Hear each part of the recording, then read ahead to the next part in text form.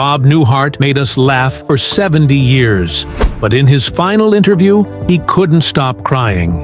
The man who never showed emotion on screen broke down completely. It happened when the interviewer asked about Ginnie, his wife of 60 years. She had just passed away 3 months earlier. What he said next about their last conversation shocked everyone. The comedy legend, who always found humor in everything, suddenly couldn't find a single joke. His final words changed how we see him forever. Bob Newhart was born on September 5, 1929, in Oak Park, Illinois. His timing couldn't have been worse. Just 7 weeks later, the stock market crashed on October 29, 1929. Black Tuesday plunged the nation into the Great Depression. Millions of families suffered, including the Newharts. Unemployment reached 25%. Breadlines stretched through cities like Chicago, not far from Bob's home. His childhood was shaped by this struggle. The constant worry about money left a deep mark, but somehow Bob found ways to laugh. His dry, understated humor came from those hard times, when jokes were one of the few comforts left. His name brought its own kind of confusion. Bob was actually born George Robert Newhart. His father was George David Newhart. At home, two George quickly became a problem. Every time someone said George, both father and son would turn. To make life easier, the boy decided to go by his middle name. From then on, he was Bob. That small choice followed him forever. Bob became his identity, both offstage and onstage. His comedy, simple and relatable, grew out of that early need to define himself. Faith was another part of Bob's world. He grew up in a Catholic family with 3 sisters, Mary Joan, Pauline, and Virginia. They went to Mass regularly. Catholic values were part of daily life. His sister Mary Joan even became a nun. She chose the name Sister M. Joan Newhart and dedicated herself to a life of service. Bob admired her deeply. Her example taught him humility and kindness. His humor was always gentle and clean. That came straight from his family's faith. Even as he became a star, Bob credited those early lessons for keeping him grounded. The Newhart family also knew what it meant to lose everything. Bob's father co-owned a plumbing and heating supply business in Chicago, but when the Depression hit, the business collapsed. Things got so bad they had to sell the family car. They didn't just need the money, they couldn't afford gas anymore. Bob never forgot that. The memory stayed with him, shaping his views on money and hard work. Later, he would joke about his family living on the edge of the economic abyss. That tough time gave him endless ideas for comedy about everyday struggles. In 1952, Bob's life took another turn. He was drafted during the Korean War. While many were sent to the front lines, Bob stayed in the U.S. He served as a personnel clerk at Fort Ord, California. He filed papers, kept records, and dealt with military bureaucracy. It wasn't heroic work, but it opened his eyes. He saw the funny side of red tape and human quirks. These experiences added to his quiet, everyman humor. Bob Newhart never set out to become a comedy legend. In 1954, fresh out of the military, he landed a job at U.S. Gypsum in Chicago. His task seemed simple: manage petty cash and reimburse salespeople. But the reality was a nightmare. Bob stayed late night after night, trying to balance the books. No matter what he did, the numbers were always off. One night, exhausted and frustrated, he pulled the money from his own pocket and dropped it into the drawer. From then on, whenever the accounts didn't balance, he covered the shortfall himself. His quiet surrender didn't impress his colleagues, but it opened his eyes. Bob knew he wasn't made for accounting. That 1.67 mistake changed his life. He left U.S. Gypsum behind and took a job at the Glidden Paint Company. It didn't go any better. When they offered to transfer him to Maine, he refused. That one decision ended his accounting career. He stayed in Chicago, determined to follow a different path. He found work as a copywriter and voiceover artist, barely scraping by. But something had shifted. Bob was ready to take a risk. Late at night, he and his friend Ed Gallagher would sneak into their office and use the company's recording equipment. They made comedy tapes and sent them to radio stations. The idea was simple. The tapes cost $5 to make and mail. but they sold for just $4. The more they sold, the more money they lost. But Bob didn't care. These sessions gave him a taste of something new, the excitement of creating, the thrill of hearing his own voice on tape, the rebellion against the dullness of his day job. It wasn't about money anymore, it was about finding himself. One of those tapes reached Dan Sorkin, a popular disc jockey in Chicago. Sorkin heard something special in Bob's voice. He played the tape on his radio show. Listeners loved it. Sorkin showed it to Jim Conkling, the president of Warner Brothers Records. Conkling offered Bob a contract, even though Bob had never performed live. Warner Brothers staged a fake live show in Texas, filling the room with friends and staff. In 1960, something happened that no one expected. A comedy album reached #1 on the Billboard charts. It was called The Button-Down Mind of Bob Newhart.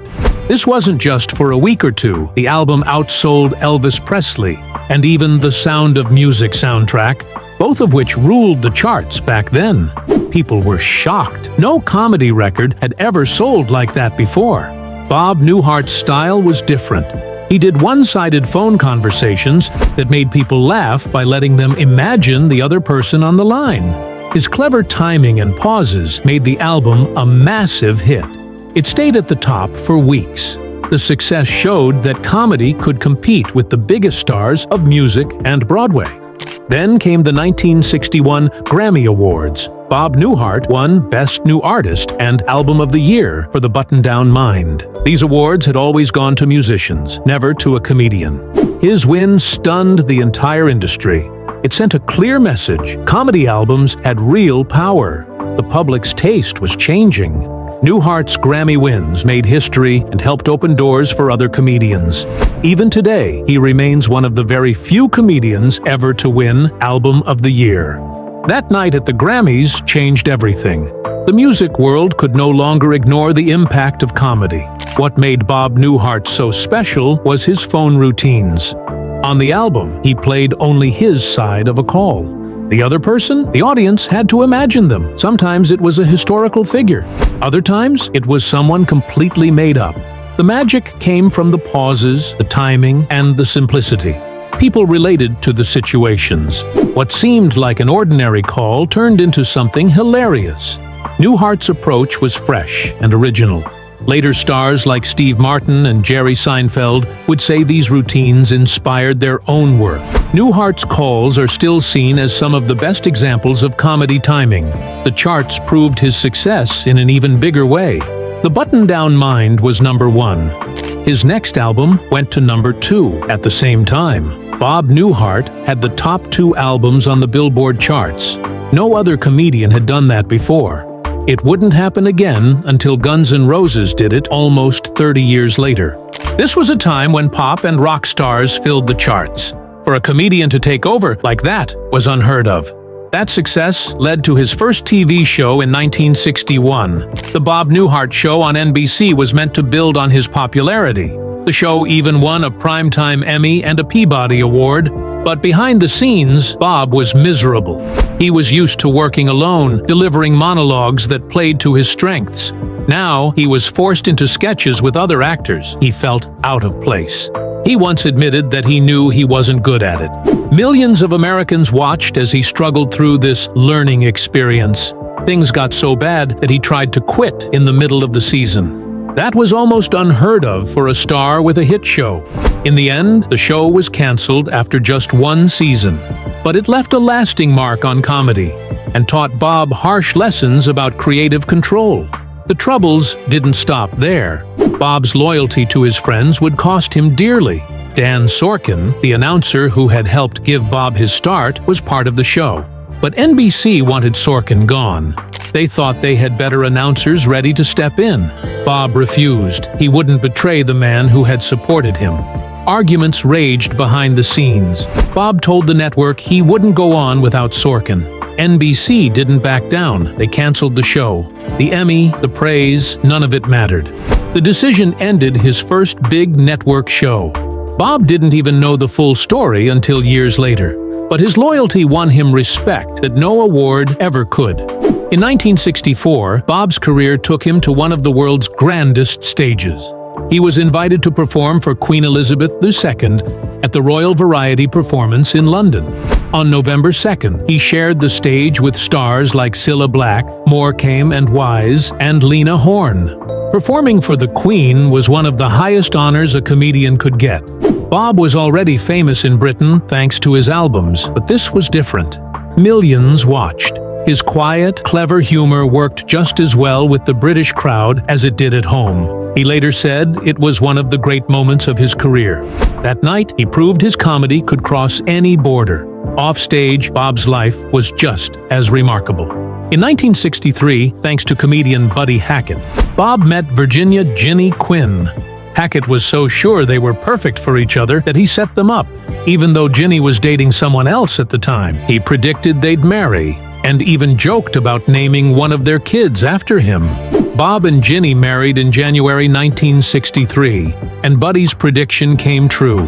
Their marriage lasted 60 years. Ginnie became Bob's rock, offering honest feedback, supporting him through highs and lows, and helping shape his career. Their love story was rare in Hollywood, where marriages often don't last. Family meant everything to Bob and Ginnie. They raised 4 children: Robert in 1963, Timothy in 1967, Jennifer in 1971, and Courtney in 1977. Over time, they welcomed 10 grandchildren. Their deep Catholic faith guided their life. Bob went to Mass twice a week. He believed that faith kept their marriage strong. He said that being Catholic meant working harder at your marriage and not walking out when times got tough.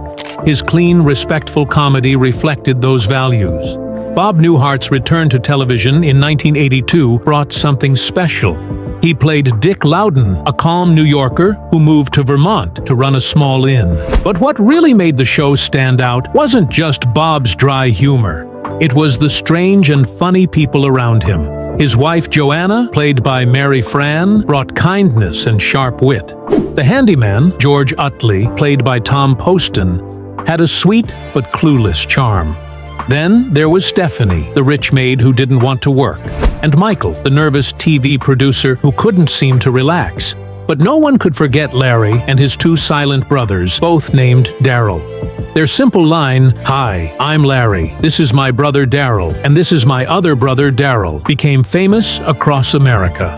Every time they appeared, their odd behavior and silent gags got big laughs. The beautiful Vermont setting, inspired by the real Waybury Inn, made the craziness seem even funnier. For 8 years, Dick tried to stay sane while everyone around him acted wild. And that mix of normal and strange made the show a big hit. But behind the scenes, Bob Newhart faced something far scarier than any oddball neighbor. In 1985, his smoking nearly killed him. He had smoked heavily for years, lighting up even in the middle of the night. The damage added up. His body started making too many red blood cells. His blood grew dangerously thick, and he almost had a stroke. The warning sign came in Miami when he got a nosebleed that wouldn't stop. Doctors rushed him to the hospital and told him the truth. His smoking had pushed him to the edge. Bob was 56 then, and the scare shook him. He quit smoking that very day and never went back. His health bounced back quickly, and he kept his career going for many more years. The show itself was a huge success. From 1982 to 1990, it ran for 184 episodes over 8 seasons. It wasn't just popular with fans, it impressed critics too. It earned 25 Emmy nominations and won 7 major awards. Bob was nominated 3 times for Best Actor in a Comedy. The show also got nods from the Golden Globes and other groups. Its smart writing, funny characters, and fresh ideas helped it stand out. And it all led to a series finale that people still talk about today. When it was time for the final episode in 1990, Bob and the producers pulled off an incredible trick. They didn't want the real ending to leak, so they made up a fake one. In that version, Dick dies after getting hit by a golf ball and meets God. They even had the media believe it. Only a few people knew the truth. When the real ending was filmed, the audience gasped. Dick woke up in bed next to his old TV wife, Suzanne Plachette. It turned out the whole Newhart show had been just a dream. Fans went wild. The surprise ending has been called the greatest in TV history. Bob Newhart's journey in film started in a way that surprised everyone. He didn't begin with a comedy. His very first movie was the World War II drama Hell is for Heroes, released on October 3, 1962. The film, directed by Don Siegel, starred Steve McQueen and told the intense story of a small group of American soldiers trying to hold back a much larger German force. Newhart played Private First Class Larson. It was a serious role, and no one expected a famous stand-up comedian to step into a war movie for his first film. The movie earned about $2 million at the box office, a solid number for the time. Over the years, it gained respect as a cult favorite among fans of war films. This dramatic debut launched Newhart's movie career and hinted that he wouldn't limit himself to just one type of role. In 1977, Newhart made his mark in a completely different way. He became the voice of Bernard in Disney's The Rescuers. Bernard was a nervous but brave little mouse, and Newhart's gentle humor gave the character a charm that appealed to both kids and adults. The film earned over $71 million worldwide and became one of Disney's biggest hits of the 1970s. Newhart's work was so loved that he returned for the sequel, The Rescuers Down Under, in 1990. That sequel made history as one of Disney's first animated follow-ups and the first to use the groundbreaking CAPS animation system. Newhart's warm, funny voice helped make Bernard one of Disney's most beloved characters, and it brought his humor to a whole new generation. In 1970, Newhart showed yet another side of his talent in Catch-22. He played Major, a character who becomes a major just because of his name, and is then trapped by military bureaucracy. The film, based on Joseph Heller's famous novel, came out on June 24, 1970. Directed by Mike Nichols, it featured stars like Alan Arkin and Orson Welles. The movie made about $24 million worldwide. While reviews at first were mixed, Catch-22 became a cult classic. Newhart's deadpan style made his character both funny and sad, proving that he could handle dark, complex material just as well as light-hearted comedy. In 2003, Newhart took on a role that introduced him to a whole new group of fans. He played Papa Elf in Elf, the Christmas comedy that became a modern holiday favorite. The movie, starring Will Ferrell and directed by Jon Favreau, was released on November 7, 2003. It was a huge hit, earning over $220 million worldwide. Newhart's Papa Elf was kind, wise, and quietly funny. His character became one of the most loved parts of the film. For many younger viewers, Papa Elf was their first experience of Bob Newhart's humor, helping his style stay popular for a new generation. Over more than 50 years, Newhart appeared in 14 films. His first leading role was in Hot Millions in 1968, where he played a clever con artist. Decades later, he appeared in Horrible Bosses in 2011. His movies ranged from serious dramas to animated adventures to hit comedies.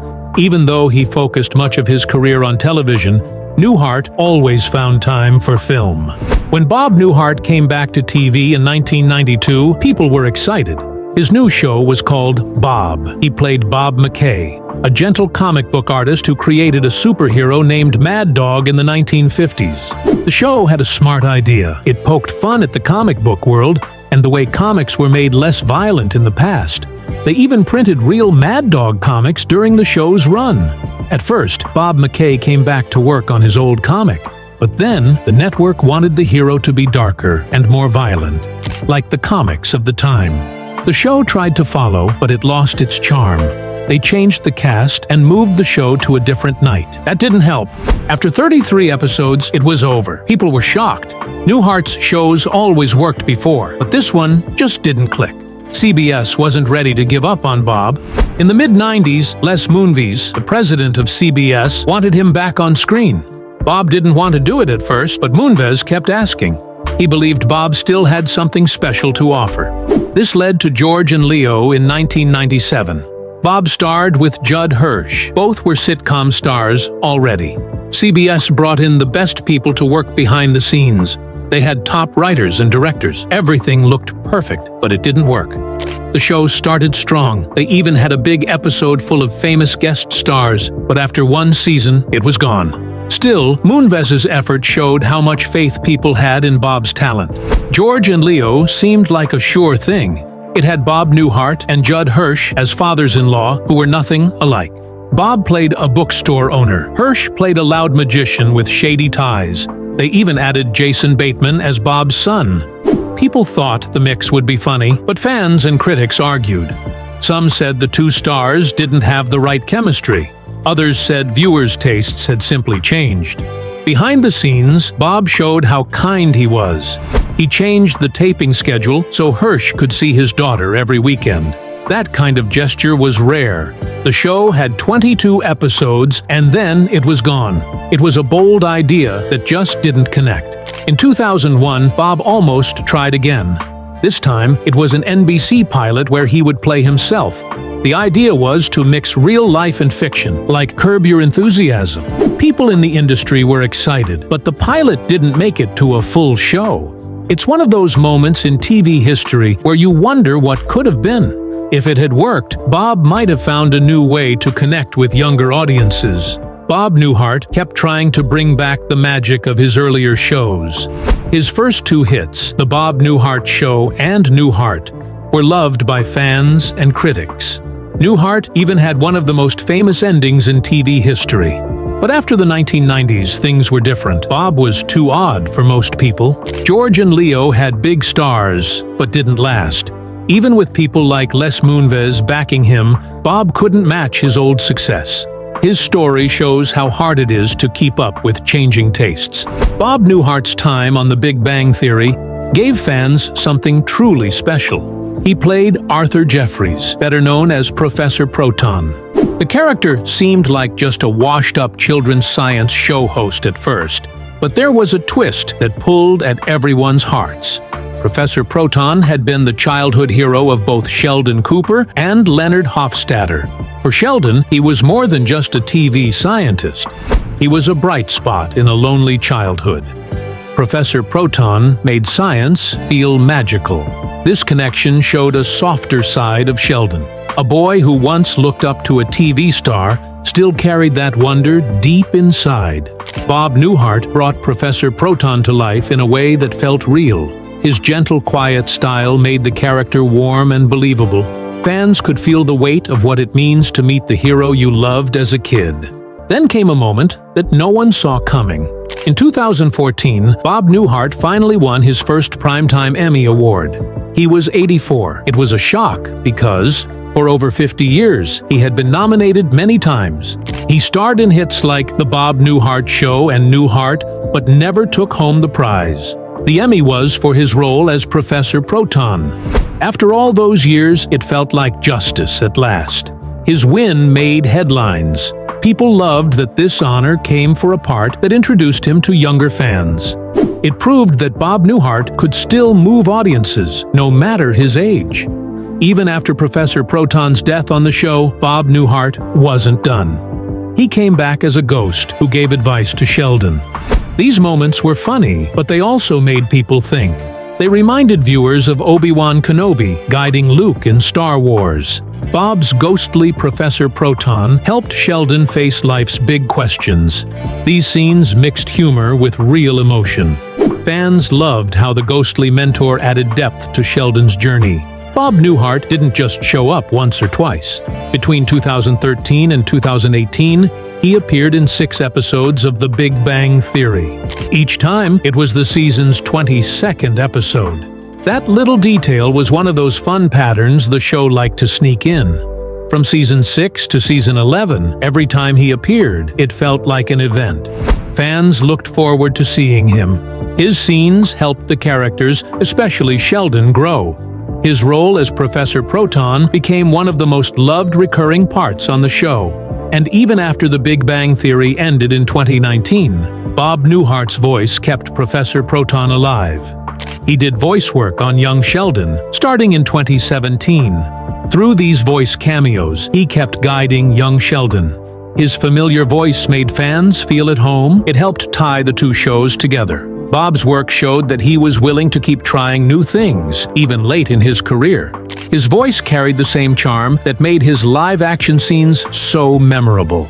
Away from the screen, Bob Newhart shared a beautiful love story with Virginia Ginnie Quinn Newhart. They were married for 60 years. It all started with a blind date in 1962, set up by comedian Buddy Hackett. Buddy joked that they would marry and even name a child after him, and they did. They called one of their daughters Buddy. Bob and Ginnie married on January 12, 1963. They had 4 children and 10 grandchildren. Ginnie's ideas even helped shape TV history. She came up with the famous twist ending of Newhart. After celebrating 60 years of marriage in January 2023, Ginnie passed away just 3 months later. She was 82. Bob called her our rock. Her loss broke his heart. Bob often said the secret to their long marriage was laughter. No matter how bad a fight got, they always found a way to joke and make each other laugh. That would end the argument. Bob believed humor kept them strong. He said comedians' marriages often lasted longer for that reason. Ginnie agreed. She said life with a comedian was just more fun. Their home was filled with laughter, which helped them through the hard times.